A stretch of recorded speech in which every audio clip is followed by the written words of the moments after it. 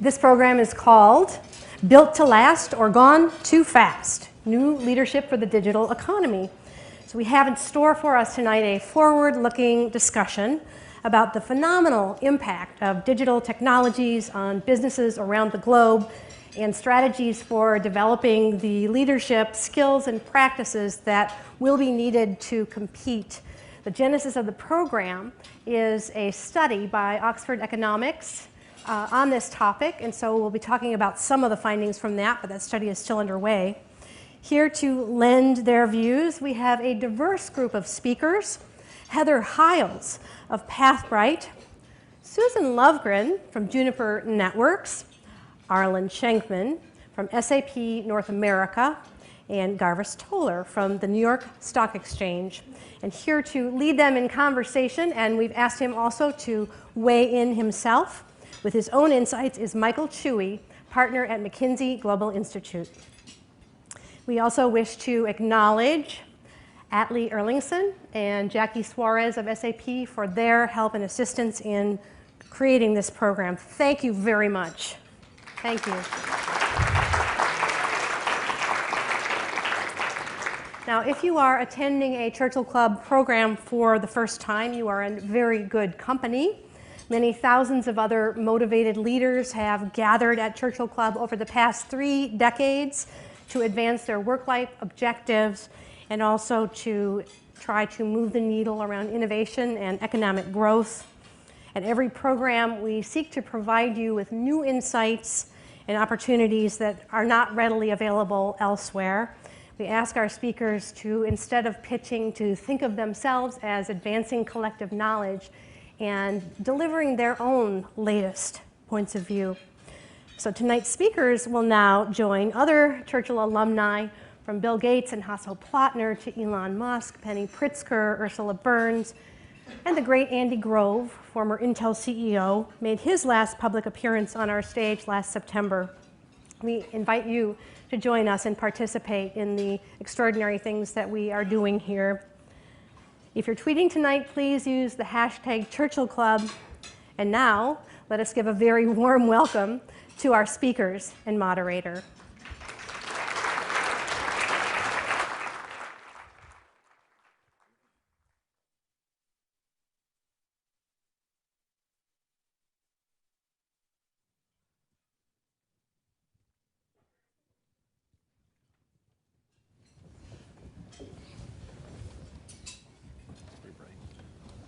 It's very bright. Thank you, Karen. Thanks to the Churchill Club, and we have a very cozy panel up here, which and thanks to all of you for joining this evening. We'll be giving Warriors score up. No, I'm kidding. We won't. Please don't. But, yeah, there's been a request. Do not actually tell anyone on the panel what's going to happen here. All right. Again, this is a terrifically important, timely topic about leadership and about the impact of the digital revolution on business and leadership specifically. We at the McKinsey Global Institute, in addition to some of the other research that we'll talk about today, have done some research on the impact of digital in the US economy, for instance. And we described it as a story of haves and have-nots, because the truth is, we've reached a point at which digital is affecting pretty much every employee, every leader, and every company. So it isn't the effect. There are still some pockets, right, where digital hasn't reached, but truly it is almost, at least in the US, reached a level where it's affecting everyone.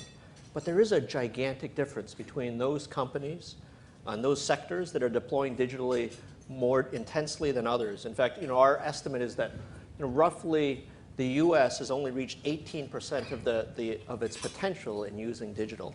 And the difference being, if the US actually reached its potential, you see another $2.2 trillion of GDP. So that's a little bit at what's at stake. And we'll talk a little more about some of the research that SAP has sponsored to understand what that might mean.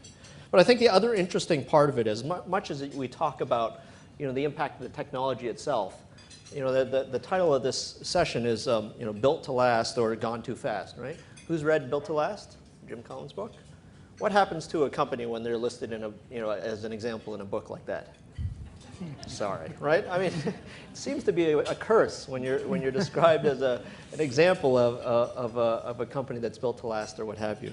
But I think the other interesting thing is, when you talk about, gone too fast, if you look at the average time that a company spends in the S&P 500, back in 1958, a company usually stayed for a median of 61 years. By 1980, a company only stayed in the S&P. Thank you, S&P for hosting and sponsoring. Subliminal. Thank you. A company in 1980 would only stay in the S&P 500 for 25 years, and now it's less than 20 years. So this idea of creative destruction, we actually think, is probably accelerated by the digital age. Our friends, Eric Brynjolfsson and Andy McAfee have written a paper that basically say the more digital an industry is, the more churn there is in leadership, not the leaders in terms of people, but in terms of market share and returns, and also the greater the differences in performance between the top and the bottom. So digital is really driving things along there. And our point of view is that increasingly it's not just the technology, but it's in fact the leadership that will make that difference. And we're going to talk a little bit about that intersection between the technology and the leadership today. So with that, why don't I invite Arlen. SAP has commissioned a study and looked at some of the impact of digital. Maybe you could share some of the things that you've started to see in some of this research and the impact that it's having. Sure. Thanks, Michael. If you think about, we're in the process of conducting a survey with about 4,100 people in 20 countries and across a broad array of executive levels and employee levels, and we've really balanced it across industries as well. And it's a very broad examination of how digital impacts businesses. And I think there are three things that kind of jumped out at me, and frankly, a couple of them are really just, you probably wouldn't be surprised. They really kind of confirm what you would think about a digital transformation. And the first is that companies that understand where they're headed from a digital standpoint and are communicating that strategy to their employees, they're growing faster and they're more profitable. And you would expect to see that. And I think that we'll continue to see that correlation, but that's not necessarily surprising. In addition to that, they tend to be much more data-driven. So a significant proportion of their executives are saying that we believe we're making decisions based upon the analysis and the analytics we have in the data. A little more surprising, and not necessarily, I would call it not shocking, but the impact that the digital strategy itself has on the employee base and their engagement and how they feel about a company and how they're collaborating together is really interesting. I mean, people who are part of the digital transformation feel like they collaborate in a much more flat environment, and they're really engaged much more significantly.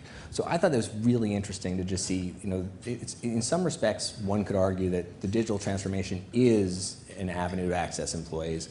In other respects, it could obviously be for customers and new business models and other ways to get to market. So that does, I think, generally have an impact on employees. And another interesting kind of, so we teased out when you think about some of this preliminary data, is really the dichotomy between senior management and middle management, and the fact that there's clearly a difference in terms of how people believe digital is impacting their ability to make decisions. And interestingly, there were a few pieces of data that show that senior management believes that middle management isn't using data when middle management thinks that they don't have enough data and senior management thinks that they are using data. So there's, whether that's an age issue, it's an access to information issue, it's a collaboration issue, there's clearly going to be a long-term play around how data impacts our management style and how we run organizations. Can you say more about that interesting dichotomy between perception, and the executive ranks versus elsewhere in the organization, and what are the implications of that? What would that mean? I think that there are two things that come to my mind. One is that a more senior executive may not have as much experience with technology as some junior people, right? And may not actually understand the systems and the amount of data that they can actually extract. So there's one way you could say, well, look, the millennials who are the middle managers who may be Gen X, Gen Y, and you've got somebody who's a baby boomer, they may not necessarily know what information this person can get, right? So you could approach it as maybe they just don't understand the system.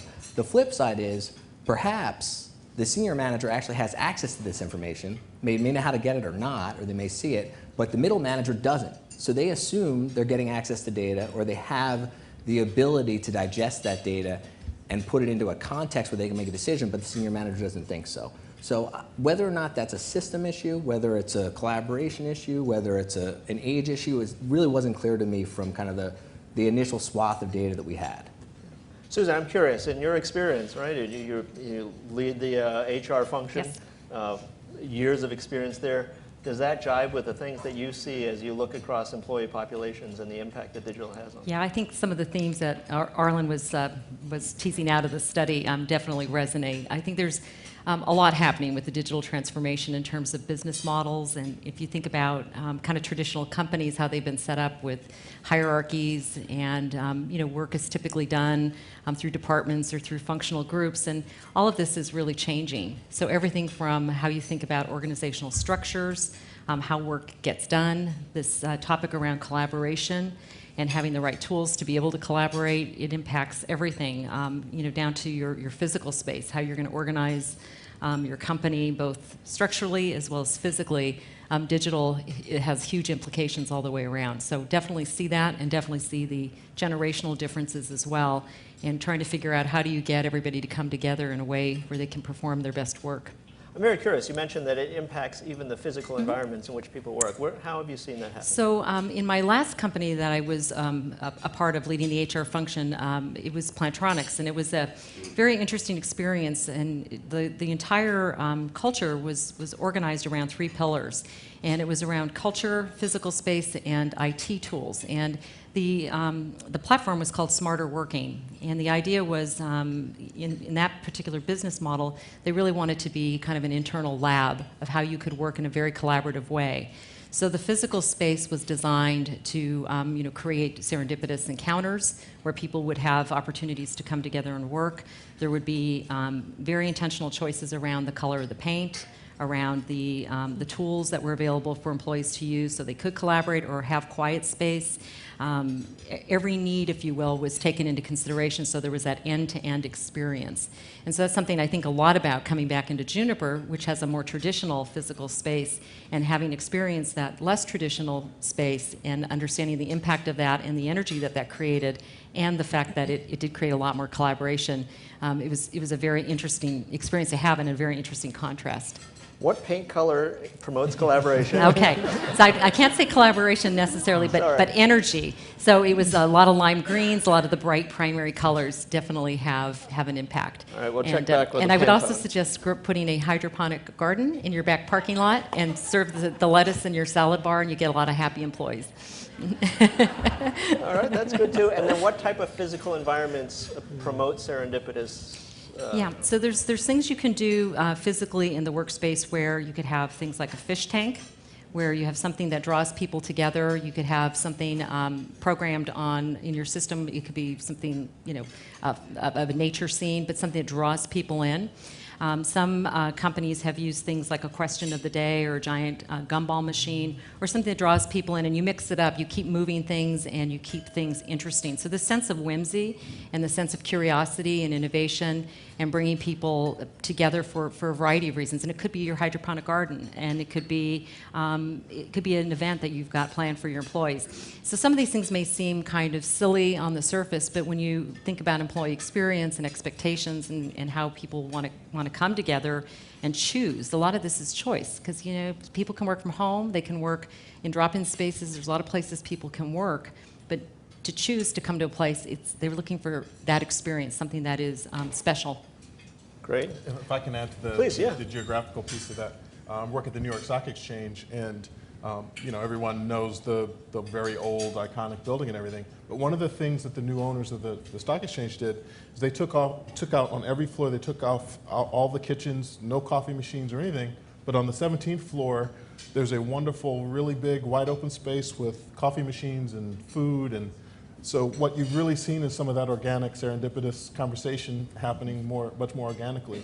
It seemed really crazy at first, and you have people who the first week start loading up with Tupperware and other things like that to take it out. But after people get over the Don't send them to me Right. in HR, okay, please. after people get over the adjustment, it really has been quite productive. And you see people having conversations that probably never would have happened organically. Yeah, I mean, Garvis, you're an interesting organization, right? It's a very digital organization, and yet, as you've described it, right, the physical environment, I mean, there's still exchange floor actually matters to people. Yeah, no, I think, and it's a really interesting case. I think most of my career has been spent in the intersection between the financial world and technology. I think is a really interesting example of that. The New York Stock Exchange will be celebrating its 225th year. And all of us have seen all the movies, and you see all the paper and the screaming and the yelling. And there's a lot fewer people on the floor now, but it's because of that intersection between technology and human beings. And there are a lot of folks down there, some have been down there 35, 40 years, and talk about an example of kind of a generational shift in really being able to embrace technology. Because for anyone who knows about the exchange space and the equity markets, they've gotten really fragmented, really accelerated technology adoption. So you've really had to find a way to have those two coexist. Arlen made the point that in some cases, more senior executives have some trouble adopting technology. What are you seeing? You're suggesting that that's not always going to be the case, right? I'm not saying Arlen said it always will be. But no, it's very true. And actually, as he was talking, I was thinking about my former life. I worked at a company called Dealogic, and the whole premise behind the company was how do we use data and analytics to make better decisions? How do we use, improve workflows and so what have you? And it was so interesting. You still had an older generation that was used to getting, on a monthly basis, reams of 200-page packet on their desk. And even as we were trying to introduce really interesting ways to use technology and mobility to be able to access that information, they wanted a printout to take with them on the plane. So I think that's still very real, and there's still people using fax and a lot of other antiquated communication mechanisms in what you would think would be the most technology-forward investment banks in the world. Is there some way forward from that path of delivering 200-page books to people in cards? I think it's time. I think my birthday's next month, and I'm starting to feel very old. But I think it's really about time, and it can be very intimidating. Change can be intimidating. As I was thinking about this session, it's kind of like the 5 stages of grief, right? So you've got the denial, then you have the anger, then you have the bargaining, then you have the depression, and finally you have acceptance. So I think both on a macro level and then also within a company, you really have to process through those in order to be able to really progress and change. I had that with Snapchat, actually. Anyway, Heather, you're an entrepreneur. You see this, partly through the lens of smaller, fast-growing, fast-moving companies. How are you seeing this? First of all, it's funny to call it digital, right? What's the alternative? Analog? I mean, it's a little bit odd. But how are you seeing that impact what you do and the companies you do and the tools that you use? Mm-hmm. Well, my most recent company, Pathbrite, which does what? It's a digital portfolio solution. So what that means is that you can assemble different artifacts that are evidence of what you have actually done. Can be, video clips of you giving speeches, plus a secure transcript from Stanford University or wherever you went to school, plus strategic plans you've written, what have you. You can curate various portfolios and share them with prospective employers or supervisors. We actually started by selling into colleges and universities, so we're in about 1,000 campuses, and we have about 5.5 million higher ed students using our platform. And what I think, the reason that we have been accepted and embraced by the millennial generation of users is because they're interested in showing and telling the stories of what they've done, and traditional resumes and LinkedIn profiles give you only kind of one dimension of the picture, and so they don't have a lot to put on that necessarily. But when you double click into what they're really doing while they're in school, they're doing a tremendous amount of stuff, and they're really passionate about showing it off and telling those stories. So that's what Pathbrite does, and as I've been listening to this discussion, a few things have come to mind. I, first of all, have really reflected on managing my own workforce of employees, and then thinking about just the huge chasm between the students who are in the colleges and universities and the administrators and faculty who are teaching them, because they have such differences of how they like to use technology, how they behave, et cetera.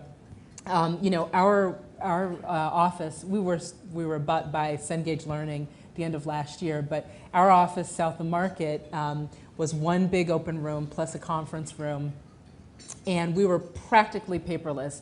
And everybody really complained when we had to use the fax machine or scan something in the machine, and we couldn't just do something with mobile stuff. Everybody just loathed it, actually. So that's really different from binders. And people want to, have everything in the cloud, have it accessible and available all the time from every device. But there are a lot of also differences about the ways in which I think younger workforces want to be engaged. I'm a LinkedIn influencer, and so I write a lot of posts about this particular thing. And what we find is, for example, today's college students and recent graduates, they may be, for example, a computer science major, but they have all these disparate passions, and you cannot pigeon them into, compartmentalize them into one discipline, for example. They're really focused on a project gig-based economy, and they want to be newly challenged, and they don't expect to stay at one company for a long time. They expect to be there as long as they can be challenged and acknowledged and promoted. And so what it takes to advance and develop a workforce, especially if you want them to stay loyal and to stay with you over time, really looks different, I think, from my generation and generations before me. Susan, are you seeing similar things? I mean, you see an entire workforce, and absolutely. I think we're really starting to see the experience-based economy emerge, and that's very much a part of the millennial lifestyle, if you will. People are looking for, people in the millennial category, and I have 3 millennials myself, they are looking more for experiences versus things. And Eventbrite actually published a pretty interesting study on this not that long ago. And you carry that over into the world of work. And people want to have experiences at work. And those experiences could be really cool projects, but they could also be interesting things that they might do. For example, if you look at your overall benefits portfolio and what you offer, you have kind of your classic health insurance, your dental, your vision, all of those kinds of things. But people also would consider, gosh, maybe I want an experience. And they've actually been talking about giving people choices of trips, as an example, to pick from an array of benefits. So it might be a volunteer trip. It might be a trip they take to go do something that's of interest to them. But these experiences become part of what people are after in the world of work. So they're going to look different for every company, but people have very different expectations of what that's going to look like. Arlen, let's come back to you. I think you mentioned SAP has something like 78,000 employees around the world, and clearly some of them are millennials, some of them are much more senior folks. When you think about all the implications of this set of digital revolution, what does this mean for leadership? What does it really mean for the executive level? What does it mean for middle managers, or et cetera? How do you think about managing, leading a company differently now? Well, the one thing, I think there's been a trend that's gone through technology generally around a much more collaborative work environment. And I think we're seeing that accelerate generally. I mean, the silos of the 60s, where there's a command and control, and this is how a company runs, and this is where you are in the organization, it really hasn't worked for a long time. And I think that a combination of maybe a new generation of people combined with this technology, combined with the fact that the workforce will continue to, we won't have, significant portions of our workforce won't be full-time employees. It could be contractors. It could be people on work sites where they decide that they want to be part of a special project or have different experiences. Ultimately, what that says is that it's incumbent upon a leader to explain where a company's going and why someone wants to be a part of that. And frankly, whether they're a full-time employee or a contractor, and in many instances, they could be part of your ecosystem, right? They could be a partner. They can be a customer, but that communication becomes imminently more important as we flatten that communication curve. And we bring in, for us, we obviously have millennials, we have older people, we have different work programs. To be able to communicate where you're headed as an organization, what you're trying to accomplish, internally and externally, it becomes much more fundamental. I mean, I think that 20 years ago, we might have looked at a leader as, well, communication is important and it's really nice to have, but now it's the price of admission, right? I mean, it's really a necessity to be able to drive an organization. And how do digital tools or this, how do those trends affect this ability to to collaborate, to be more open, et cetera? I think it's multi-channel, right? I mean, I think that, for us, we have an internal product, Jam, where we communicate with our employees. We use email, we use Twitter, we use text. You call people together, actually, in your Sublime meeting rooms, and I think that there are multiple ways, and actually, it's finding a way to utilize all of those tools to be able to communicate to people so that they're all, in essence, understanding where you're headed.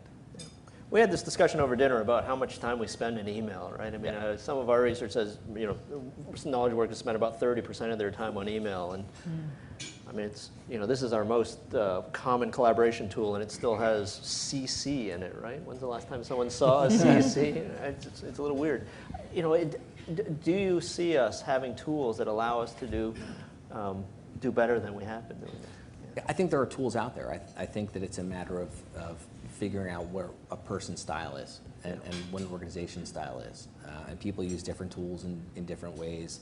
But I'm not sure, I do think that there is a piece of this is generational, and even in our company, I know people who like to have printouts, and I know people who look at documents on their iPad, and I know people who like to look at documents on Jam or in a shared document portfolio. So, I don't know that we're not in a transition period for a period of time. And I do think that there's a role for email, but I think that we become way too email-centric when you think about the amount of time we all spend on tasks other people give us to do in our inbox and get driven by that. But just a personal view on email.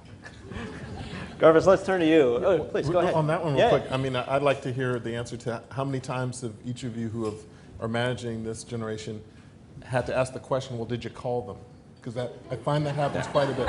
Totally. Whether it's totally. whether it's with clients or an unresponsive prospect or with a colleague and there's a misunderstanding Pick because up the phone and call. Yeah. did you actually call them? And so I find that really fascinating. I've found that to be totally a challenge, and I was thinking about the inverse also. I think I've seen, for example, the employees at my company and lots of other companies also organically adopt a tool that works a lot, works really well. So.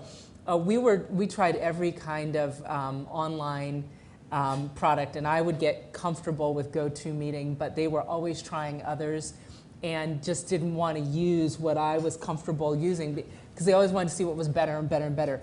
And we never really kind of settled the score on that, or maybe I mandated us to use GoToMeeting more than usual. But one of the tools that really became very popular is Slack. And we still use Slack for instant messaging, and it's really easy and agile to have different groups, and you can share whatever you need to share. And it's funny because I was listening to the founder of Slack, Stuart, talking the other day, and he kind of backed into that product because he had actually been trying to wind down a product that wasn't so successful. And they had built Slack for internal communication and come to find out, like, it really works for everybody. And so it's really been a very successful company growing rapidly.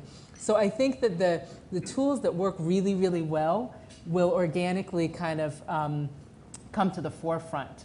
And I'm even using a different tool now, Speakeasy, for my online meetings. I think we find the tools that work and kind of take care of our needs and raise the bar.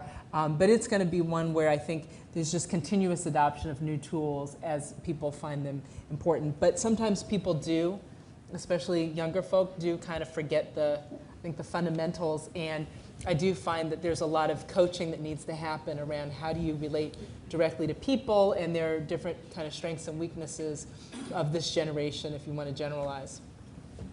Susan, what's the intersection that you've seen between digital leadership and then the tools that people use, or just get adopted organically? So something that always strikes me a little bit in my company is the fact that we still have desk phones. And I don't really use my desk phone. We have soft phones, we have Link, but we still have the phones on the desks, and they take up a lot of room. And so I'm hoping at some point we get rid of them. But from a millennial perspective, the millennials kind of look at them and say, wow, I haven't seen a phone in a really long time. Exactly. So as an example, I mean, that definitely is one of them. I'd say on the digital, the other piece around management, is the fact that there's a lot more transparency in the world. So information gets back to management very quickly. Information is open. So information about your company, information about what's happening within your company, whether it's information about your statistics, your diversity information, whatever it might be, everything is much more transparent in a company. So if you think about that from a manager's perspective, where they had more control over the information or when they were going to communicate the information, the rules really have changed in many ways. So it's much more of a collective environment, truly, and that's where we were talking about orgs and org structures. The power, if you will, has shifted and been spread out more towards those who have the information. And given that there's more information out there, just how you manage that and communicate is very, very different. How does that transparency happen? What's happened in the digital world that causes that? It could be tools like all of you are familiar with giving feedback. So it's your ability to give ongoing feedback on a daily basis about how you're doing, how your manager's doing, how your manager's doing. You can get the information out very quickly. The collaboration tools, if you don't like something, if you don't like a new benefit that's been announced, or if you don't like a policy or maybe a person, it goes out there in whether it's externally on digital or internally, there's information that's now available. Glassdoor is a good example as an employer. Whether it's true or not, what you might see out there, you really can't control those things. And so there's a lot of information about people's perspective on your company. And that affects how you manage what you do, what you pay attention to. So there's many examples, but those are a few. I can give you another example. The publisher company that acquired ours has 5,500 employees, but they're a fair bit older. It's an older kind of generation company than the students who are buying their products. And they weren't even looking at the comments that were coming on Reddit and Twitter and Glassdoor from employees to their consumers. And it's like, if you're not listening to and watching those outlets, you have no idea what your customers are talking about. And there was such a huge disconnect, I couldn't believe that they weren't. I think one of the things about people who are doing startups now, we're used to real-time customer voting and feedback every single second. And if we're not getting it, we're not getting the right tools. We've got to, we're using not just Google Analytics, Mixpanel, whatever it takes to figure out how people feel about what we're putting out there. And so big companies that are like not listening to the information, not even trying to learn about the customers, it just doesn't even make sense to folks like myself who are, you can't build a technology product without getting real-time feedback. Arlen, you're at a big company. How are you seeing this transparency play out through digital? Well, I mean, I think that there's clearly this piece we're articulating, which is the bottom up, right? Employees obviously have a feedback loop. Customers have a feedback loop in. But honestly, 20 years ago, I think it was plausible that you could send an email to maybe 20 people and say, don't send it to someone. But the reality is, do not forward doesn't work, right? I mean, you assume that what you say to any given group in a company gets out, and you communicate that way today, right? I actually think that the way we communicate to our direct managers and to the people under them across our organization, we actually think that way now, right? We don't believe that you can take 4 managers, put them in a room and say, hey, we're going to do this over the next year. Here's our plan, here's how we're going to lay it out, here's when we're going to tell our employees. You pretty much say, I'm going to tell you now what we're going to do, and tomorrow we're going to tell everybody, and this is what we're going to do. Mm-hmm. Because it really is, whether it's the technology or the environment or the mechanisms of communicating, the reality is we all know when we make a decision, it's going to get disseminated. And that's good and bad, right? I mean, there's positives and negatives to that, but I think we behave differently, which really flattens this kind of line of communication. That's a difference in leadership. That's a difference. It absolutely is, yeah. Mm-hmm. And I'm curious, right? I mean, you're a CFO now. You used to run M&A and stuff. I mean, there are things that you actually don't want everyone to know. So yes. How do you think about that then? It's really, really, I mean, look, it's a combination of being, keeping things very quiet, keeping it to a very, very small group of people, and then frankly, really explaining to people the consequences of the dissemination of information. Because it's one thing to say, we're going to go handle our business in a certain way. It's another way to say, if we do this, it will cause this impact for our customers. Or if you do this, you will go to prison. those are different conversations. So, but you need to be cognizant of those conversations. Garvis, you're also in a place where people will go to prison if they do the wrong things. Yes. So, what are you seeing in terms of information flows and how that's either accelerated or changed over time? Well, I think you can't stop it. I mean, this trend is here, so you can't now go back and say we're going to go back to a very closed type of era. But what you can do is demonstrate, look, trust. These things come at a cost. So on one hand, you have more information, but with that information comes a lot more responsibility. So I'm pretty impressed generally with how we've been able to operate, and certainly, as you rightly point out, there's very sensitive information, news about companies that's still very much private, and it happens almost without incident. And I think it's because you also communicate that level of trust that does come with increased transparency. Well, so what is trust in this digital age, right? How do you create that? How do you maintain it? How do you, I don't know, can you enforce trust? How do you make that happen? Because that sounds like that's an important concept as you think about this information, which otherwise flows very freely. Yeah, I actually don't think a lot of the conversation we're having is not really specific to technology. Some of this is just good old-fashioned kind of, how to operate and how to succeed. So I really think it's getting back to even almost a person-to-person level. This is an important responsibility we're entrusting you with, and this is our expectations. Yeah. And the transparency is so pervasive that anyone who screws up, it's going to be fairly obvious. So. I also think that people are selecting work environments where they feel that they can be authentic and be their whole selves, and that's celebrated, but also where they are being managed and where the executive leadership is trustworthy. So people know when secrets are being kept, and people are being disingenuous, not being straightforward, and that creates a certain type of organizational culture that that a lot of us, realizing how hard and how much we have to work every day, choose not to be in those environments. And I think one of the things about this generation is they don't expect to have big, fat, easy jobs for lots of years, but they do expect to enjoy the journey and to be in a work environment that they appreciate and enjoy and where they are appreciated. And I think that that's really important because, we've all seen work environments that are secretive and no one's comfortable and no one's safe, and other environments where people, where the truth is told, people are relatively transparent, and people feel good about it.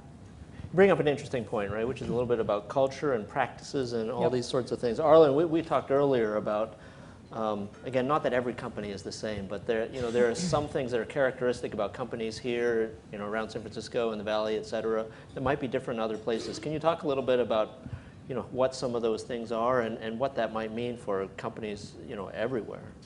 Well, I mean, every company has its own culture, right? And I think, to Garvis's point, I think that people who do well in companies are trusted by other people and are part of that culture. And if they're not, and they do something to break that trust, they tend not to be part of those companies. So, I don't, it's really hard to articulate kind of that culture, right? We all struggle with that. And frankly, culture is created by not only the products you offer and how you interact with your customers and the ecosystem you have and who your employees are, and it's built over years and years and years of indoctrination in many companies.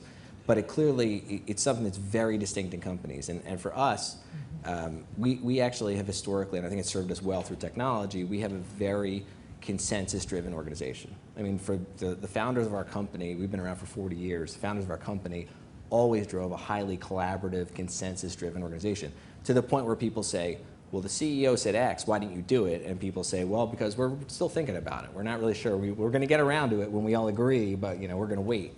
So that's built in our culture, and we've always kind of operated that way, and it's really a principle. So I think that we've acquired a lot of businesses where those principles are the same or where they become part of our culture, and it takes time. There's a give and a take to that.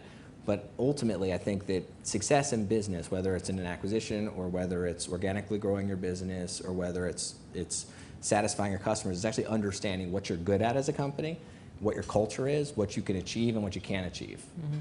Let me push you a little bit on that. I mean, there's something about a corporate culture which is about sameness, things that we hold in common. But there's also value, and we've heard leaders say there's value in diversity as well. Yep. Talk about, is that intention? What does, how would you think about that? Well, I think that's look, we all have a natural inclination to be near people who are like us, right? I mean, that's just who people are. I mean, and so you have to, as an organization, you have to fundamentally believe that a diversity of opinions and a diversity of people is going to make you better collectively. And I think, again, I can speak for SAP. SAP is a business that's been international for 30 years. I mean, we do business in over 180 countries. So historically, I believe that our culture has always been driven toward a diversity of opinions. Now, that doesn't mean that we've always been perfect in that, but it's always been part of our culture. So in ensuring that we are a diverse culture and that we're taking into account, gender diversity and racial diversity and cultures and religions is something we've always done, but if it's not part of what you truly believe will make you successful as an organization, you're going to always struggle against that. I come from a place in an organization where I think that's part of the fabric of what we do. I've been in places where it's not, but I also believe that even in places where it's not, it's really just fundamental for people to understand the benefit and the net, the net of what it's going to bring to the entire organization, to understand that you can't do this alone. And digital is actually a great example of that. I mean, the digital journey for a company, transforming itself is so complicated, right? And we all know that if you do that in a silo, you're going to fail. And if you don't do it in a diverse way, you don't include people, you're never going to be successful. And I think most of business these days, actually, as much as we want to drive simplicity, there's a lot of complexity in what we do. And if we don't do it together and we don't have diversity of opinion, it's really hard to be successful. Susan, from a CHRO perspective, have things changed at all? In the area of diversity? Yeah. Absolutely. I would say that there's probably a whole lot more appreciation for bringing people together with that intersection of ideas and thoughts and so forth. And clearly, if you're going to be in an innovative company, you're going to need that. So I think there's a recognition just from a pure business perspective that it is the lifeblood of a company to have that diversity. But it goes beyond diversity, and you can do a really great job even with your hiring practices, bringing in a good balance of gender and backgrounds and so on and so forth. But if you're not inclusive in your work environment and don't understand how to manage a truly diverse workforce, then that's you kind of missed it a bit. So this notion of being truly inclusive and understanding how do you manage your introverts versus your extroverts? How do you bring people in with different backgrounds that you haven't worked with before? What are some of the nuances, some of the things you need to be paying attention to? It's really requiring, we kind of go back to, this is not necessarily digital, but in terms of new skills for, I think, managers, it's really critical to make sure that part of your core training is including how do you manage a truly diverse workforce. And it is everything from age to, like I said, background, socioeconomics, disabilities, you name it. It's, every one of us in this room is different from each other in some way. And so how do you bring out that best performance in each person? That's really the critical piece. Something else we talked about before the session was not only diversity, but also that organizational structures are changing and hierarchies that we've had in organizations for many years. How is that changing with digital? So I think a couple of things are changing related to organizational structures, and a lot of it is being driven by this next-gen workforce. And so to the point earlier, people are looking to do interesting work, and anymore it's not really about structuring a job. It's really what do you have to get done, and who in your organization can help you do that. So it's almost a bit of a put it out there and see who's got energy and passion to do that work, and letting those people run with it. I had a recent experience in my own team, and it was kind of interesting. We typically do these quarterly all-hands meetings. We talked about what's going on, accomplishments, results over the last quarter, and I was finding with my own team that they just weren't getting very motivated about doing these all-hands meetings. They were kind of going through the motions, and I guess I'll get you my slides, that kind of thing, and not because I don't think that they were necessarily being resistant. It was just they had been doing it for a long time, and I think the feeling was it's just more of a tedious task. And I thought about it, and I thought, there's no reason that it has to be done by my staff. I'm going to follow the energy. I'm going to give this assignment to all my millennials, to all my new college grads, and I don't care, how they want to structure it. I'm going to give them free reign and let them take a chance and do this company or this meeting basically for 110 people. So we haven't had it yet, but it's coming up. It's coming up.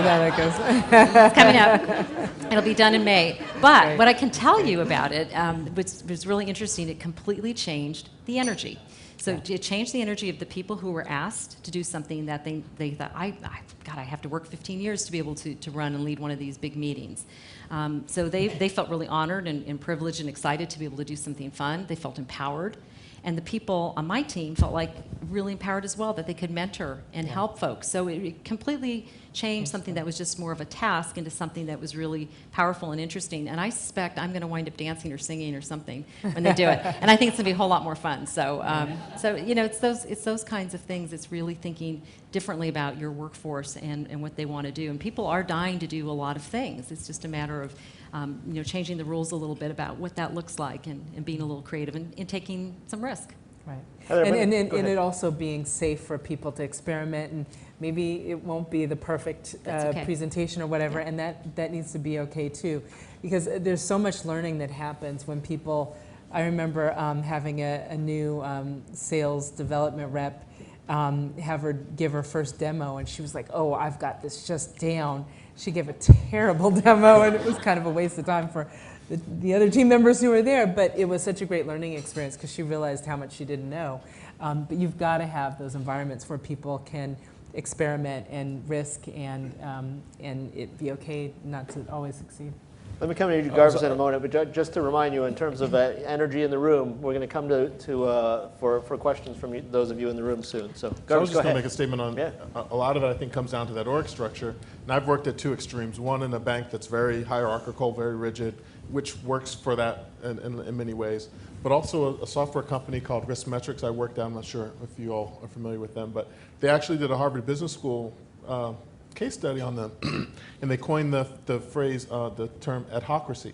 And so it was all about this, get the group together necessary to do a particular task. It wasn't always the most efficient, but it was wonderful for innovation. Right. And it was very interesting. You think of the typical org chart, and you've got boxes and lines, and that actually translates into how you perceive what the career path should be, right? I should come here to here to here, and you really miss out on a lot of development, and particularly with this generation we're talking about, because it's just too linear. But when you looked at the Risk Metrics career path, it looked like a spaghetti chart. So you may have a person who'd been there for 15 years, they led a team of 2 people, then led an organization with 50, and then the next thing was a 6-month project to do something else. So I think if you're exemplifying that in all levels of the organization, show that it's okay to just be an expert and to grow and be rewarded for that and not have to necessarily be a manager to succeed. I think those are some interesting dynamics as well. Super. Well, let's see, if there are any questions in the audience, just raise your hand and a mic will appear. And whoever gets the mic first gets to ask the first question.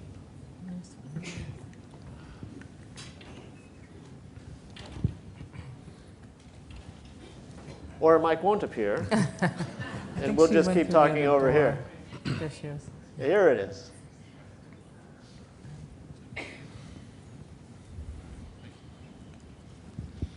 Question for all of you.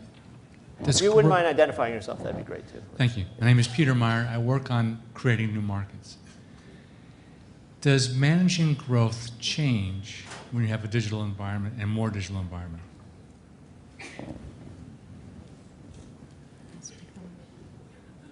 Who's growing fastest? So your question is, does the digital environment accelerate growth? Is that your question?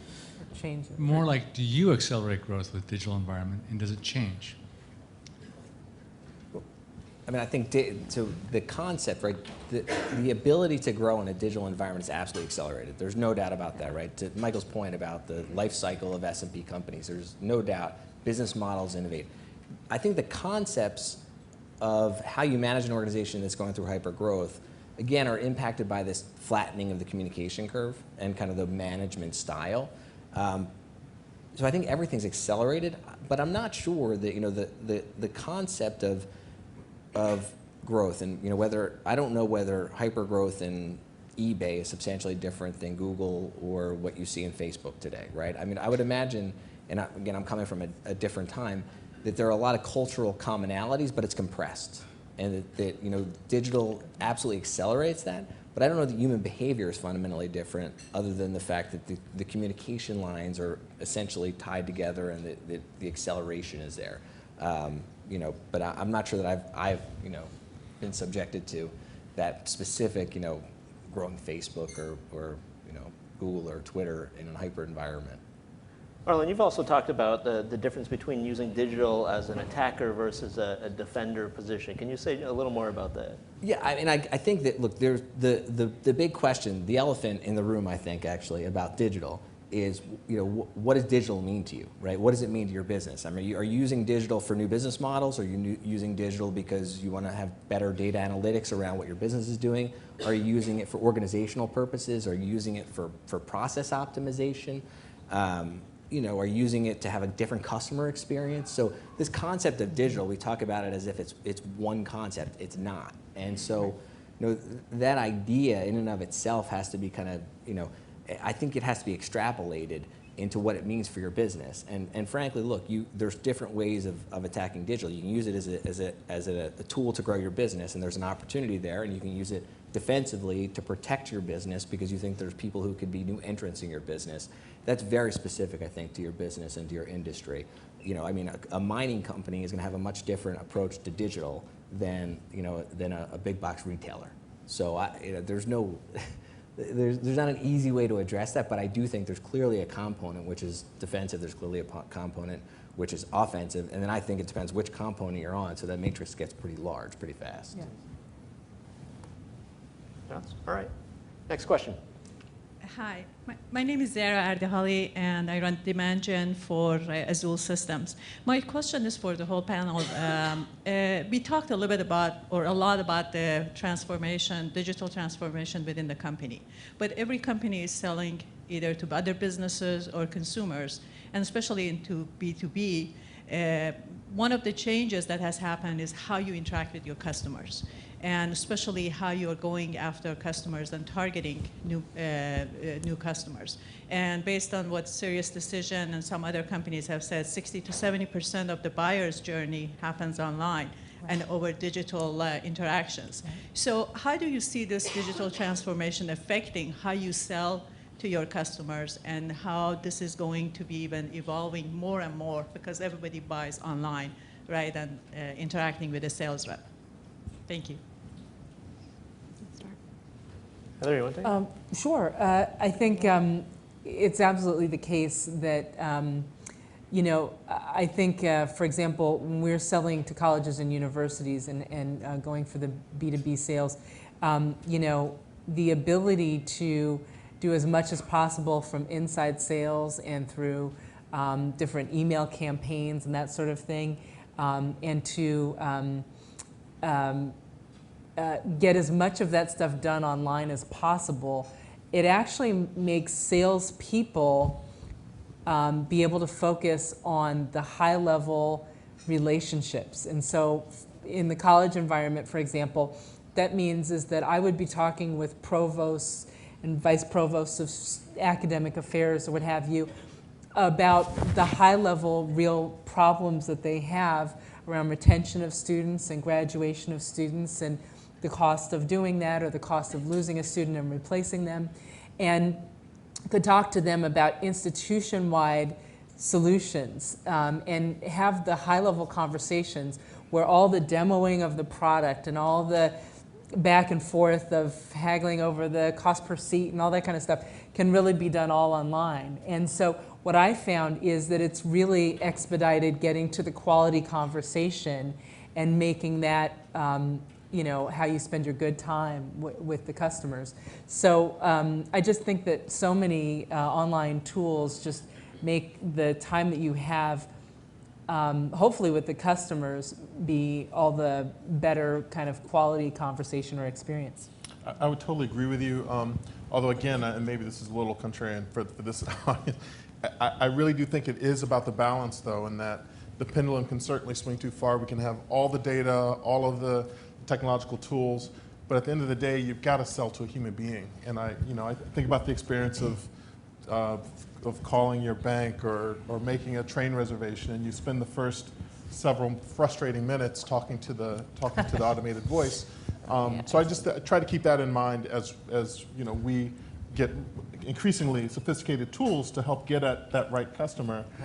You still have to remember that it is a human being, and when do you strike that balance? It comes back to what the customer wants, right? Right. And that's ultimately, yeah. Fair I mean, point. if you're listing on the New York Stock Exchange, you probably don't want to just click and do a search and list on, right? You want to talk to somebody, understand what that journey looks like, as opposed to buying a product. So I think for our business, I think we've absolutely segmented customers and try to look at what does the customer want. And now with the more you have a digital transformation, the more you get that feedback immediately, so you can really understand what the journey is the customer expects. And you can hit all the boxes so that they can test the software first and know that, I mean, that first experience when something works and they have a positive win immediately is invaluable. You cannot replace that. If they have to try and figure it out and it's hard, you've lost them, you know. It's like the first 10 seconds of the experience is the most precious. So the software design and experience can really help you sell a lot online to individual users,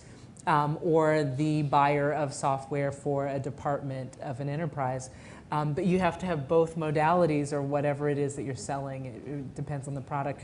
But being able to check all the boxes and have that, you know, from the online experience to the in-person contact be fantastic is so important. I mean, even like if you think about Apple, you know, if something happens with my iPhone or whatever, I get the best tech support and they always fix my problems immediately. And so that just gives me such consumer loyalty and customer loyalty. I just trust that even if something isn't perfect, it will get fixed and I will be satisfied. So those things are just critical. Yeah, the only other comment I would add is that digital is really changing the workforce in terms of sales and marketing. Yeah, so if you think about, you know, the way we sell or how you gather information and what you do with that information, the mindset is shifting immensely. So I think there's some very interesting things going on within companies, especially companies that are more established. So this is really turning the workforce on its head. So people who were very comfortable doing a, you know, sort of classic communications marketing job, all of a sudden they have all these new digital tools that are giving them new information that are requiring very different skills.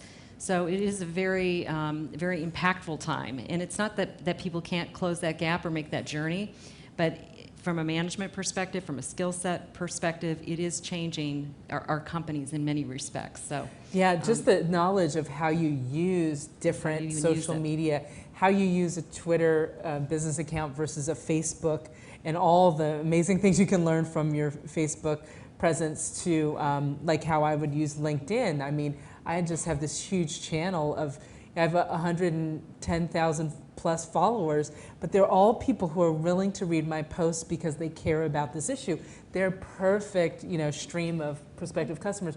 But if you know how to craft a newsletter online, that is such a specific skill and it gets so defined, and honing your skills of being able to do that kind of online marketing and sales is, you have to keep your skills upgraded. And I think being able to invest and make sure that your employees are well coached and well trained and they continue to get their skills upgraded is essential right now. So you've got on one hand, you've got the customers looking at all of your digital material, but in-house, you've got to make sure you understand what to do with it. So it's an interesting tension.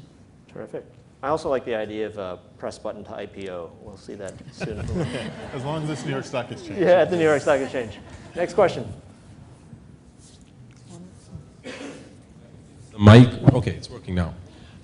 So this is Jay Daruvala. I run a software startup. We do business insights through audio mining and speech analytics.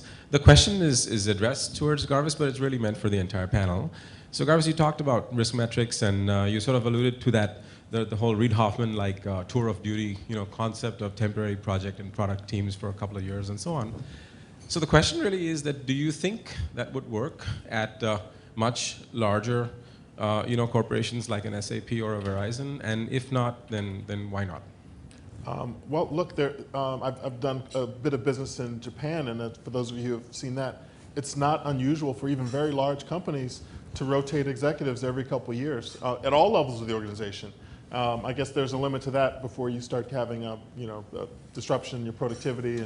But overall, it's just accepted culturally, and so it works. So there's an example of it. I don't know if it's the best example, but certainly I think there's, even if you can do that on a more small scale, that promotes the idea of mobility, which we've all been talking about as a necessary component for the careers of this generation of folks. If they can do that internally, I think you can probably extend the life of a career within an organization. Yeah, I agree. I think you're going to retain your employees longer if they have the opportunity to grow and get new challenges and have new kinds of experiences within the company. So I think that I've seen large companies that do this pretty effectively, and I think it is the trend. I don't think that that's going to go away. And by extension, you'd advise governments to operate the same way? Yeah. Might help. Local municipalities, for sure. And by the way, Riskmetrics never had, for a long time, didn't have a head of HR. The CEO decided this is that important to us that he's going to serve that function. So, and then after that, after the company had really grown too large for that to really work, he took a line producer and put them into the head of HR role to really try to have a more fluid situation there. So, I think there's lots of innovative ways to attack that. Next question.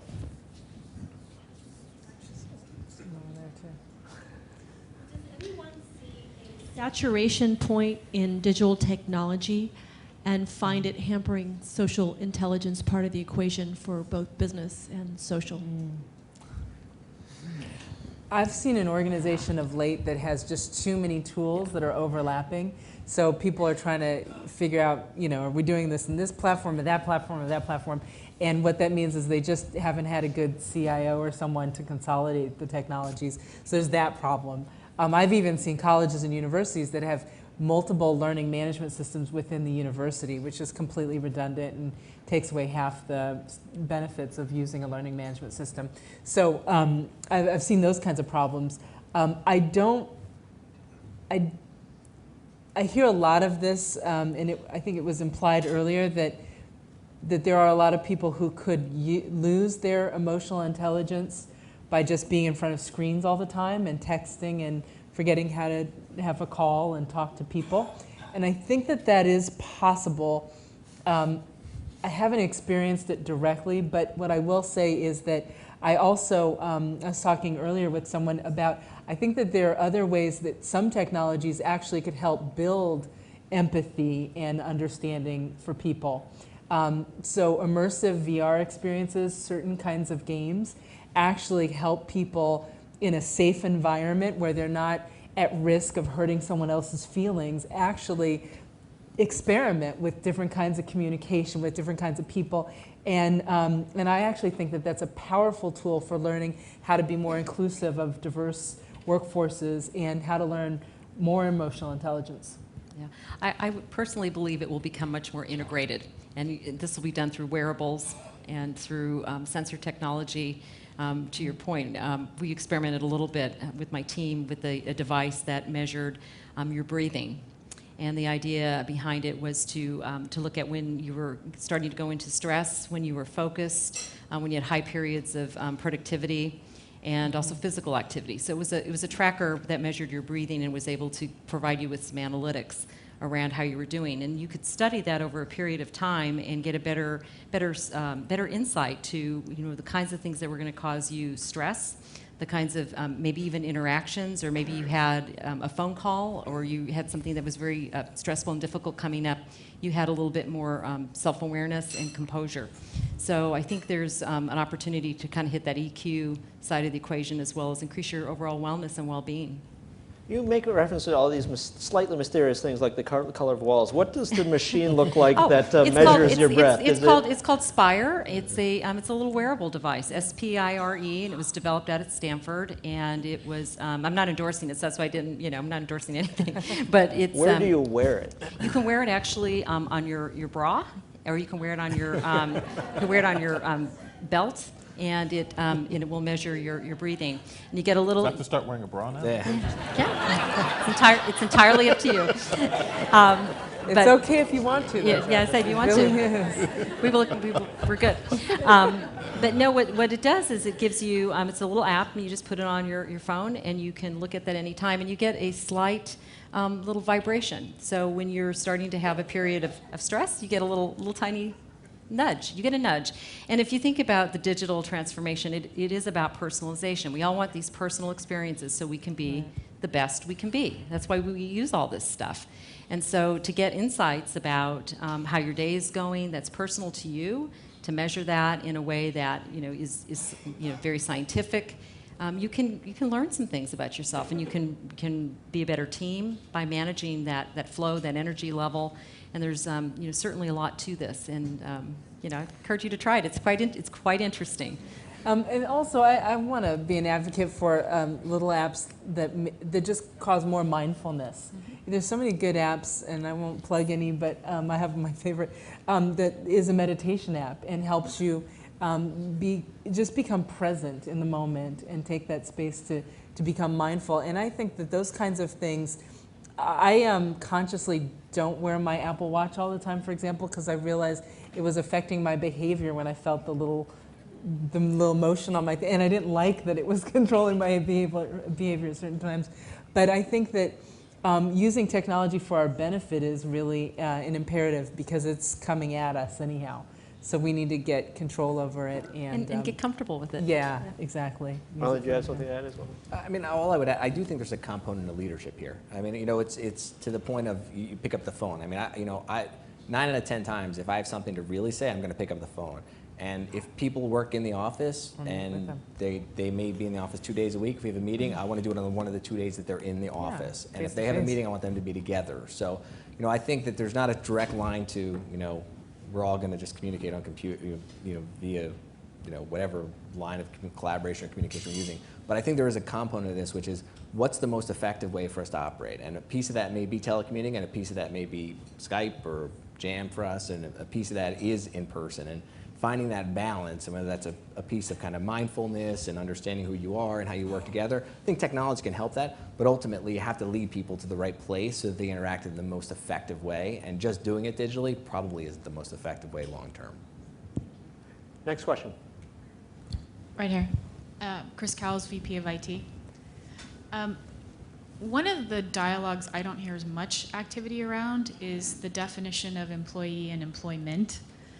That when we're talking about the fluidity of the workforce and expectations about people's experiences, that we still have a very traditional definition of employee, contractor, full-time, part-time, and that the business models, the HR structures, titles, organization charts, compensation models are all oriented around those things. And that if somebody's 51% employed, they're part-time, but if they're 27%, they're not. How do you see this evolving, both for the companies and also the technologies that are very user and seat and license base oriented today?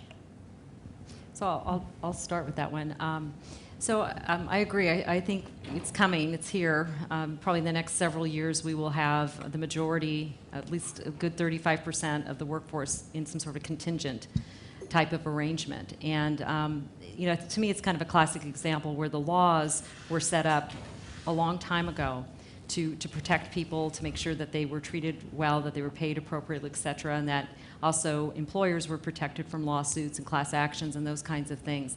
And the world really has moved way beyond all of that, and the laws have not shifted towards that just yet.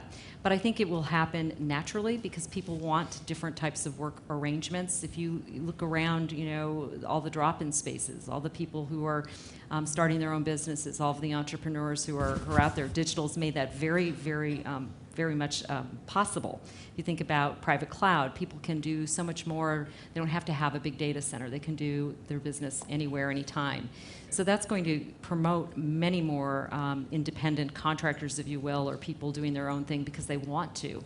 So I do think the laws will probably adjust accordingly to that, but I think people have different expectations about what they want. I think people are driving it as much as companies are driving it and just trying to figure out what works to get the work done, basically. The technology exists, right? I mean, the technology is not the barrier.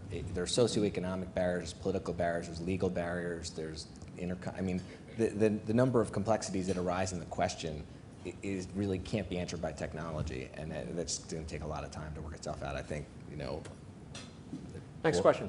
I know someone's been waiting patiently over here. I have a question. My name is Ryan Kuhn. I'm an investment banker, and we actually see the collisions between these two definitions of W-2 versus 1099. We regularly run into companies that are comprised of quite capable IT consultants who want to be classified as 1099s, who are then considering a sale to a standard Fortune 500 or 1,000 company comprised entirely of W-2s. So that raises all kinds of issues about loyalty and therefore value in that transaction. But that wasn't my question. My question was this. Okay. Since I have the podium and my Spire is flashing red, I've got tingling up and down my right leg. It's awesome. The title of this event is Couple deep breaths, it'll do it. it's going to loosen his bra. Built to Last or Gone Too Fast, New Leadership for the Digital Economy. It's a very provocative title. I'm not sure I know what it means. Built to last, does that mean understanding how to create a company using technology where the leadership will sustain the business going forward and their jobs will be preserved? Gone too fast, does that mean you can go too fast with technology and maybe run into a brick wall in the process? So if any of you want to comment on your understanding of what this title means, I'd appreciate it. One for me. Go for it. I think that's probably one for me. It's really a reference to the Built to Last 1990s book and that whole notion that something could be built to last. And so it was something that would catch our attention and get us thinking about really how rapidly things are changing. I don't think it was meant to be too literal. Next question.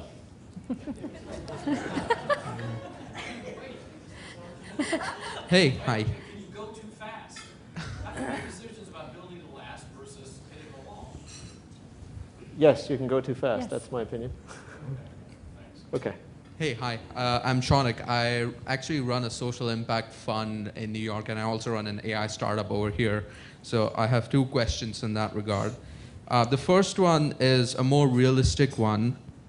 Like, how do you manage shareholder expectations vis-a-vis company culture, right? And I think, like three of you run really, really large organizations, and especially when you consider things like, activist investors, right? So how do you keep the morale up, especially when you look at what's happening to companies like Yahoo right now? And I don't want to go into the details of it. I think we all know.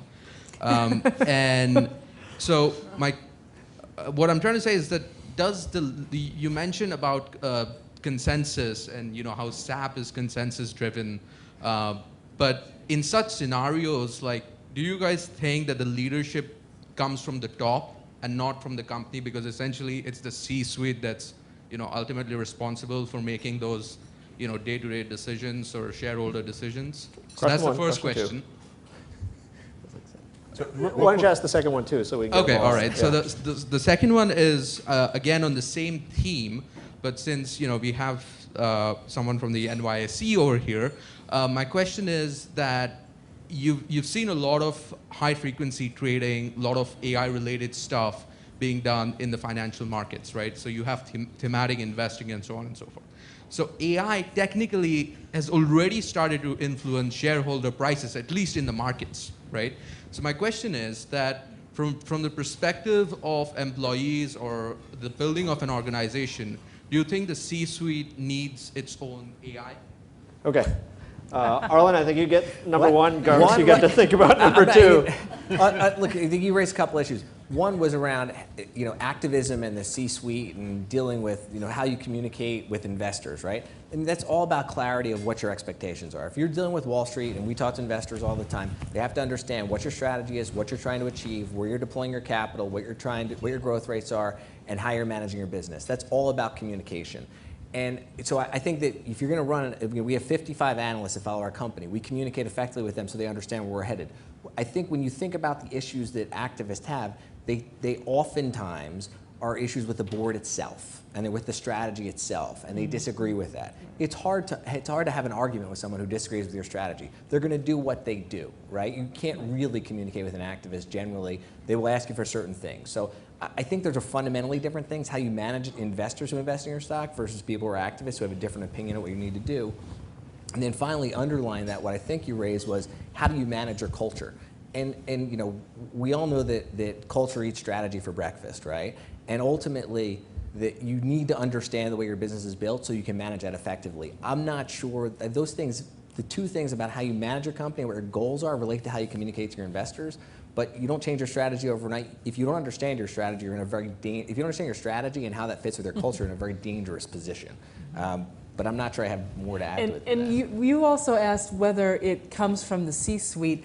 I would say yes. I mean, I think that the board is focused on the shareholders and the board members are focused on a particular outcome, but I think it absolutely has to come from the C-suite, how the strategy is implemented, how it is communicated to the rest of the employees.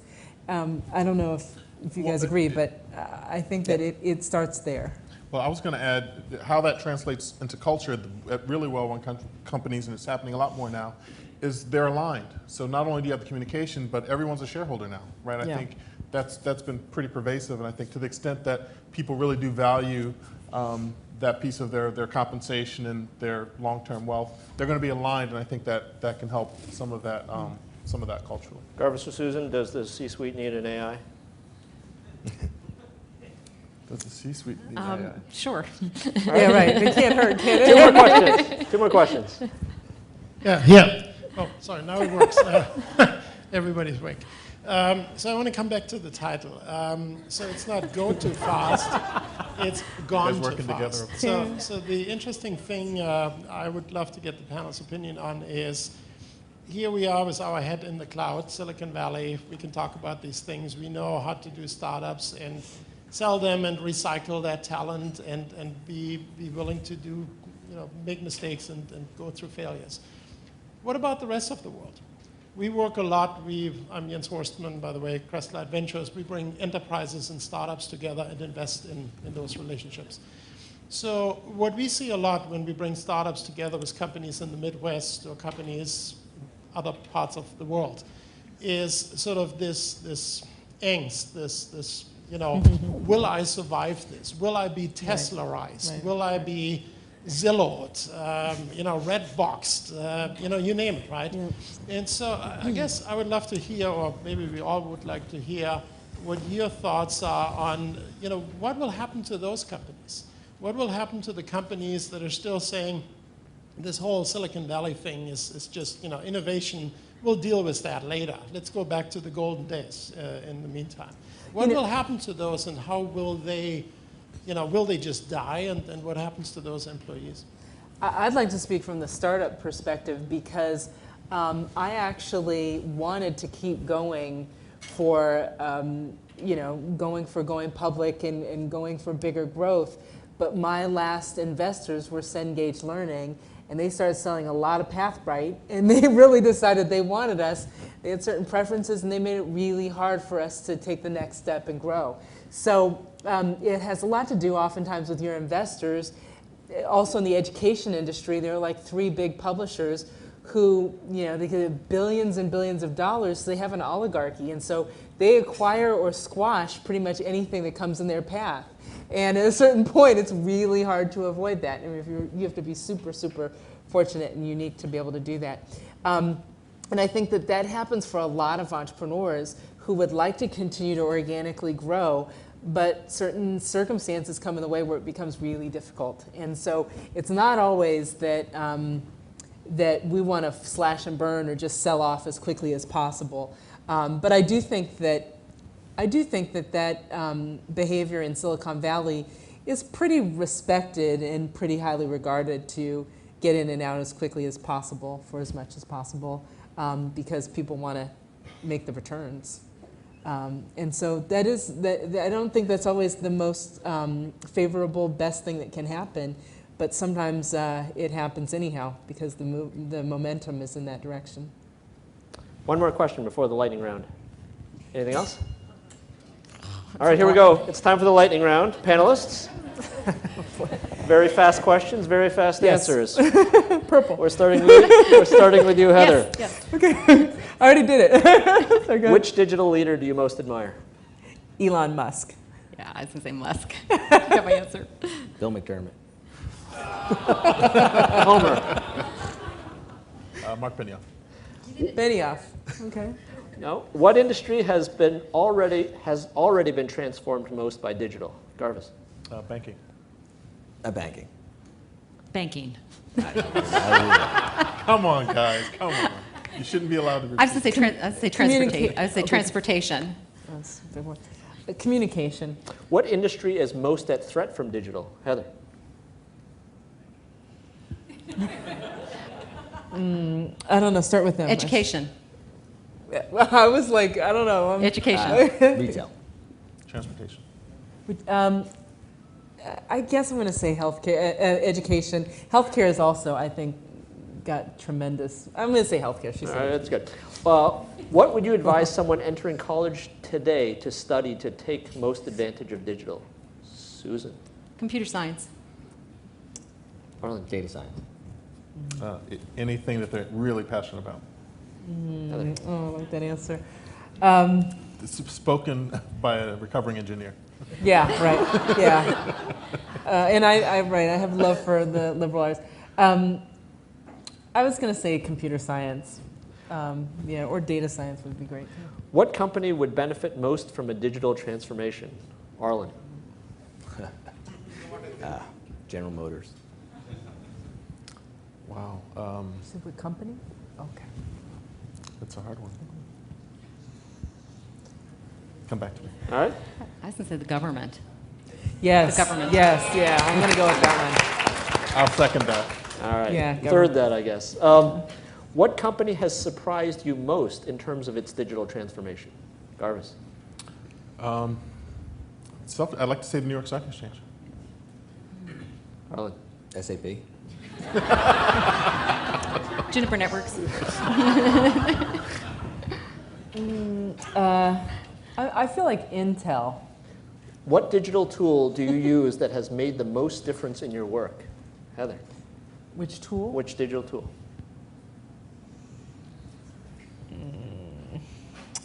Mixed panel. Susan. I'd say my phone, my iPhone. That's a great one. Instant messaging. Garvis. iPad.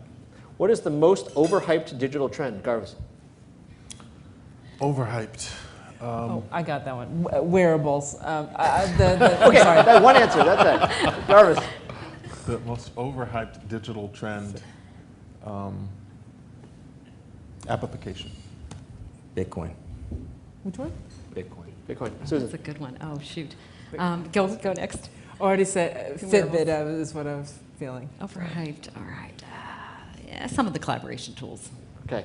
If you had one piece of advice for a business leader in the digital world, what would it be? Heather.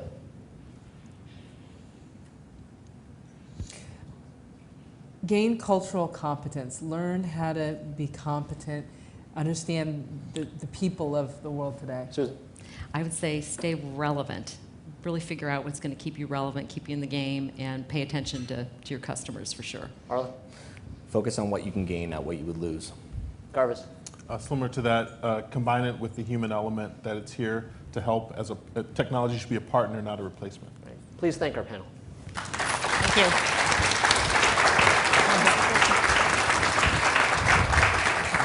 Just one quick second. I'd like to once again thank you for sharing your views so candidly. We really do appreciate it. As a very small token, and yes, Michael, another one for you, of our appreciation, we have for you, of course, the Churchill Club speaker T-shirt. All right.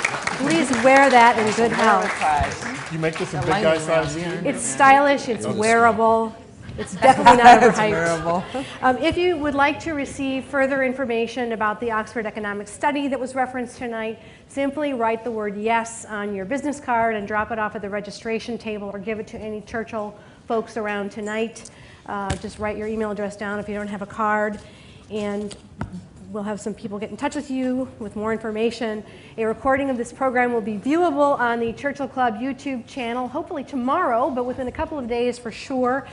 And our next program I wanted to mention is next week, the evening of Tuesday, April 19, actually diving into a topic that Heather mentioned tonight, which is social media and digital platforms and building out customer engagement and what the new trends are and where our panel thinks that is going. So hope that you will join us for that. You have been a terrific audience. Thank you so much. Good night.